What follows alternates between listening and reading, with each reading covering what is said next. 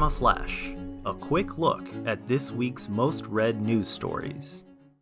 Hello, everyone, and welcome to the Pharma Flash. The Pharma Flash is a weekly rundown and roundup of the top 5 most read news articles on American Pharmaceutical Review and Pharmaceutical Outsourcing's websites. I'm Mike Auerbach. I'm the editor-in-chief of both publications, and I'll be counting down the top 5 most read news articles. At number 5, Regeneron Pharmaceuticals and Decibel Therapeutics announced a definitive agreement for the acquisition of Decibel by Regeneron at a price of $4 per share of Decibel common stock payable in cash at closing, with an additional non-tradeable contingent valuable right to receive up to $3.50 per share in cash upon achievement of certain clinical development and regulatory milestones for Decibel's lead investigational candidate, DB-OTO, within specified time periods. The proposed acquisition values Decibel at a total equity value of approximately $109 million based on the amount payable at closing, and a total equity value of up to $213 million if the milestones are achieved. At number 4, Eli Lilly and Company announced the successful completion of its acquisition of DICE Therapeutics. The acquisition expands Lilly's immunology portfolio to include DICE's novel oral therapeutic candidates, including oral IL-17 inhibitors currently in clinical development to treat chronic diseases in immunology. At number 3, Precision Life announced the results of its long COVID study, providing the first detailed genetic insights into the condition and its commonalities with other diseases. Long COVID is a debilitating chronic condition that has affected over 100 million people globally. It is characterized by diverse symptoms, including fatigue, cognitive dysfunction, and respiratory problems.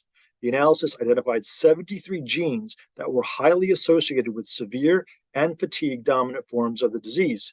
Of these, 9 genes have prior associations to acute COVID-19, and 14 were differentially expressed in a transcriptomic analysis of long COVID patients. At number 2, NS Pharma announced that the FDA granted orphan drug designation to its NS089/NCNP02, an investigational candidate for patients with Duchenne muscular dystrophy amenable to exon 44 skipping therapy. NS089/NCNP02 previously received rare pediatric disease designation from the FDA in June 2023 and breakthrough therapy designation in July 2023. The product is an antisense nucleotide discovered through joint research between NS Pharma's parent company, Nippon Shinyaku, and the National Center of Neurology and Psychiatry. And finally, our top story of the week is Emergent Biosolutions announced it is reducing investment and de-emphasizing focus on growth in its CDMO services business. As a result, Emergent is reducing operations at its Bayview facility in Baltimore, Maryland. Additionally, Emergent will reduce operations at its facility in Canton, Massachusetts, in response to changes in the volume of U.S. government procurements of medical countermeasures. This action will also result in a small reduction in operations at the company's Rockville, Maryland drug product facility. These strategic actions will lead to a reduction of approximately 400 employees across all areas of the company. In combination with other cost reduction initiatives, these actions are expected to result in annualized savings of over $100 million when fully implemented. The costs associated with these actions are estimated to be approximately $19 to $21 million and are expected to be incurred in the third quarter of 2023. That's it. Those are our top 5 most read stories this week. Please tune in next week for our next issue and edition of the Pharma Flash.